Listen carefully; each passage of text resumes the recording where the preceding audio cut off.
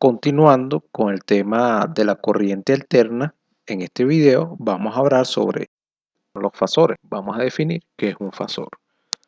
Un fasor es un número complejo que representa la amplitud y la fase de una senoide. Los fasores brindan un medio sencillo para analizar los circuitos lineales excitados por fuentes senoidales. Las soluciones a tales circuitos serían impracticables de otra manera.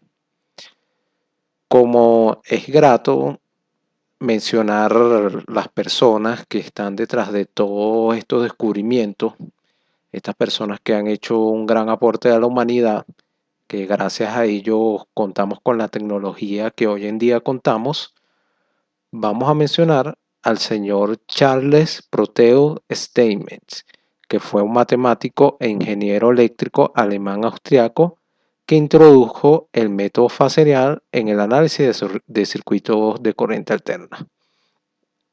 Entonces, sin los fasores, que es lo que vamos a ver, prácticamente no podemos hacer los análisis a los circuitos de corriente alterna. Como aquí lo dice, estas soluciones de tales circuitos serían impracticables de otra manera.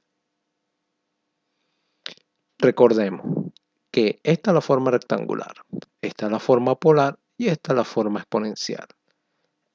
Aquí tenemos el eje imaginario, el eje real y aquí la representación de un número complejo, sea de forma rectangular o polar. La idea de la representación fasorial se basa en la identidad de Euler, que tenemos que este exponencial que está aquí se puede representar como el coseno de phi más el seno en j de phi. Tenemos coseno como la parte real y el seno como la parte imaginaria. Entonces, dado un senoide, aquí con el valor pico, la parte real se podría expresar de esta forma. O sea, el voltaje, el valor pico del voltaje exponencial y tenemos otro exponencial con la frecuencia. Donde, B de t sería la parte real por el exponencial, este exponencial que vemos aquí. Y esto a su vez sería igual a la representación polar. B es la representación fasorial del senoide, como ya se dijo. Veamos qué es B mayúscula. En otras palabras, un fasor es una representación compleja de la magnitud y fase de una senoide. La ecuación A o B puede utilizarse para desarrollar el fasor, aunque la convención estándar es utilizar la ecuación A, que aquí la tenemos. Coseno, la parte real, y aquí tenemos el exponencial. Seno, la parte imaginaria, y aquí tenemos el exponencial. Esto es la representación de un fasor. Un fasor puede considerarse como un equivalente matemático de una senoide sin la dependencia del tiempo. Una manera de examinar las ecuaciones es verla de esta forma. Parte real, B, exponencial, J omega t. O como lo indicamos anteriormente. Aquí es considerar la gráfica del sinol, aquí lo tenemos, en el plano complejo. Al aumentar el tiempo, el sinol rota en un círculo de radio Bm a una velocidad angular omega en sentido contrario de las manecillas de reloj. Aquí lo vemos. Esto va rotando. ¿Cómo se advierte en la figura A? Se puede considerar B de t como la proyección del sinol B exponencial J omega t en el eje real o como se advierte en la figura B. O sea que esto lo podemos proyectar aquí en la figura B. El valor del sinol en el tiempo t igual a 0 es el fasor B de la senoide B de t. El sinol puede juzgarse como un fasor giratorio. Así, cada vez que una senoide se expresa como fasor, este término EJ omega t está implícitamente presente. En consecuencia, al tratar con fasores, es importante tener en cuenta la frecuencia del fasor. De lo contrario, se pueden cometer graves errores. Aquí tenemos la representación. En la figura A, el sinol que rota en sentido contrario de las manecillas del reloj. y en B la proyección en el eje real como función del tiempo. Aquí vemos que este valor es este que está aquí, y aquí vemos que este valor coincide aquí en este tiempo. Se usa el seno para el fasor en vez del coseno. Entonces, BT es igual a BM seno omega t más phi, y tenemos que la parte imaginaria es esto que tenemos aquí, y el fasor correspondiente es el mismo que el de la ecuación. B igual a BM e J phi, igual a la coordenada polar. Tenemos esta ecuación que establece que para obtener la senoide correspondiente a un fasor B dado, se multiplica el fasor por el factor de tiempo. Esto lo vamos a llamar factor de tiempo. Y se toma la parte real. Como cantidad compleja, un fasor puede expresarse en forma rectangular, forma polar o forma exponencial, dado que un fasor posee magnitud y fase, o sea, dirección. Se comporta como un vector y se representa en negrita. Por ejemplo, los fasores B e I. Se representan gráficamente en la figura siguiente. Esta representación gráfica del fasor se conoce como diagrama fasorial. Aquí tenemos B y aquí tenemos I. Aquí tenemos el ángulo phi, aquí tenemos el ángulo θ, tenemos la dirección de retardo y la dirección de adelanto. Este es el diagrama fasorial de estas dos cantidades. Las ecuaciones anteriormente mencionadas revelan que para obtener el fasor correspondiente de una senoide, primero se expresa la senoide en forma de coseno para que sea posible escribirla como la parte real de un número complejo. Después se elimina el factor de tiempo. Lo que resta es el fasor correspondiente a la senoide. Al suprimir el factor de tiempo, se transforma la senoide del dominio temporal al dominio factorial. Esta transformación se resume en el siguiente cuadro. Se resume. Tenemos la representación del dominio temporal, como la hemos visto hasta ahora, y la representación del dominio fasorial. Se advierte que para obtener la representación fasorial de una senoide, esta se expresa en forma de coseno y se toma la magnitud de fase. Dado un fasor, la representación del dominio temporal se obtiene como la función coseno con la misma magnitud que el fasor y el argumento como la fase omega t del fasor. La idea de expresar esta información en dominios alternos es fundamental en todas las áreas de la ingeniería.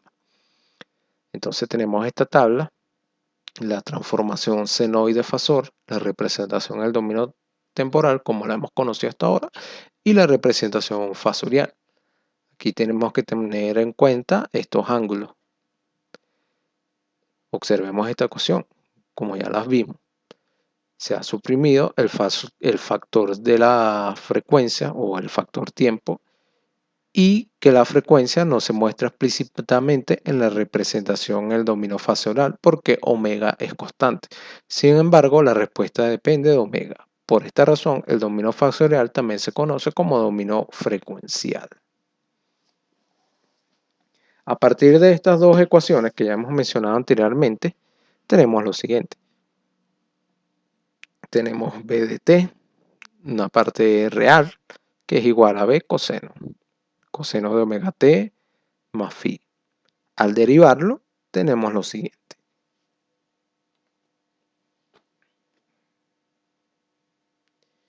Esto indica que la derivada b de t se transforma al dominio fasorial como lo siguiente.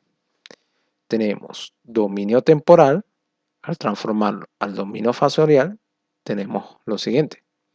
De igual modo, la integral b de t se transforma al dominio fasorial como vemos aquí. Tenemos la integral en el dominio temporal y se expresa de esta forma fasorial. Esta transformación debemos tenerla presente. La suma de senoides de la misma frecuencia equivale al sumar sus correspondientes fasores. Conviene subrayar las diferencias entre b de t y b. Esta es la forma fasorial y este es en el dominio temporal. Recordemos que se usan cursivas como z para representar números complejos, pero negritas como b para representar fasores, porque los fasores son cantidades semejantes a los vectores. BDT es la representación instantánea o en el dominio temporal, mientras que B es la representación de la frecuencia o en el dominio fasorial. BDT depende del tiempo, mientras que B no. Los estudiantes suelen olvidar este hecho. BDT siempre es real y no tiene ningún término complejo, mientras que B es generalmente compleja. Finalmente, se debe tener presente que el análisis fasorial solo se aplica cuando la frecuencia es constante. Se aplica a la manipulación de dos o más señales senoidales solo si son de la misma frecuencia. Aquí tenemos un ejemplo donde debemos transformar estas senoides en fasores. Tenemos una corriente y un voltaje. Luego, para el caso A, simplemente bastaría agarrar este 6, este ángulo menos 40 y tenemos el fasor. Aquí, en la parte B, recordemos que cuando tenemos un menos seno, conviene expresarlo de esta forma. Se expresa de esta forma y finalmente tenemos que B es igual a 4 con un ángulo de 140. En este caso, hay la senoide representada a partir de los fasores. Tenemos este fasor, simplemente lo llevamos a coordenadas polares y luego al dominio temporal. Para el caso B, debemos recordar que J, el valor J, es igual a 1 con 90 grados. Entonces, al sustituirlo aquí, tendríamos este 8 escrito en forma polar, sería simplemente 8 y el ángulo 20. Pero a eso debemos multiplicarlo por este valor J, que es igual a 1 con 90 grados, lo cual tenemos un valor de 8 con 70 grados, 8 voltios. Y la transformación en el dominio temporal tendríamos 8 coseno de este ángulo 70 grados. Aplicando el método fasorial, determina la corriente IDT en un circuito descrito por la ecuación íntegro diferencial. Tenemos esta ecuación. Recuerden, les dije que hay que tener en cuenta las transformaciones de integrales, ya que aquí, por lo menos al transformar esto, tenemos que es igual a un valor de 8i entre j omega. Entonces, se transforma cada término de la ecuación del dominio temporal al fasorial. Teniendo en cuenta las siguientes ecuaciones, se obtiene la forma fasorial de la ecuación, dada como esto que tenemos aquí. Aquí al aplicar la transformada fasorial de una derivada, tenemos que es 3j omega. Aquí simplemente esto sería I mayúscula. Y esto sería igual a 50 con 75 grados. Si la frecuencia que nos la están dando aquí, omega es igual a 2, lo sustituimos aquí y tenemos el valor de I que bastaría despejarlo. Esto lo convertimos a coordenadas polares, dividimos y tenemos este valor. Ahora, como queremos el dominio temporal, ya sabemos que simplemente agarramos este valor, ponemos coseno, aquí lo tenemos, omega, que vale 2t más este ángulo. Tenga presente que esto es solo la solución de estado estable y no se quiere conocer y no se requiere conocer los valores iniciales. Relaciones fasoriales de los elementos del circuito. Tenemos un resistor. Si la corriente que circula por el resistor R es igual a B por IR, multiplicamos y la tensión de este será dada por la ley de Ohm. Así tenemos que el fasor de B es igual a la resistencia por el fasor de I. Las relaciones de tensión corriente de un resistor A en el dominio temporal y B en el dominio frecuencial. Aquí lo vemos. Prácticamente es lo mismo, solo que difiere en la escritura de las mayúsculas. Aquí tenemos el diagrama fasorial para el resistor, lo que indica que la relación tensión-corriente del resistor en el dominio fasorial sigue siendo la ley de Ohm, como en el dominio temporal. La figura ilustra las relaciones de tensión-corriente de un resistor. Cabe señalar respecto a la ecuación que tensión y corriente están en fase. Aquí lo vemos. Tenemos la tensión y la corriente, como lo ilustra el diagrama fasorial de la figura. Inductor. En cuanto al inductor, supóngase que la corriente que circula es la siguiente. Así la tensión a través del inductor la definimos de esta forma. O sea, suponga que la corriente es esta y la tensión es esta. Y al transformarlo en la forma fasorial da como resultado lo siguiente. Recuerden que tenemos un exponencial, tenemos omega, luego lo llevamos a la coordenada polar, luego recordamos que esto es igual a I, y con base a la ecuación anterior que vimos, que esto es igual a J, tenemos que el voltaje en un inductor, escrito en forma fasorial, sería J omega la inductancia por la corriente. Aquí lo tenemos escrito, vemos el diagrama fasorial, tenemos aquí cómo se escribe, tenemos la relación tensión-corriente de un inductor en el dominio temporal, en el dominio de frecuencia, lo que indica que la tensión tiene una magnitud de omega por la inductancia por la corriente y una fase de tensión que es phi más 90 grados y la corriente está desfasada a 90 grados. Específicamente, la corriente se atrasa de la tensión en 90 grados. En la figura se muestran las relaciones tensión-corriente del inductor y en la figura se muestra el diagrama fasorial, esta figura que tenemos aquí. Capacitor. En cuanto a un capacitor, supóngase que la tensión a través de él es esta que tenemos aquí. Ya conocemos esta forma de tensión. La corriente del capacitor se define de esta forma, que ya la hemos visto, y al seguir los mismos pasos dados en el caso del inductor, encontramos que la corriente sería J omega capacitancia por el voltaje, y el voltaje aplicando la ley de Ohm simplemente sería I entre esto que tenemos aquí.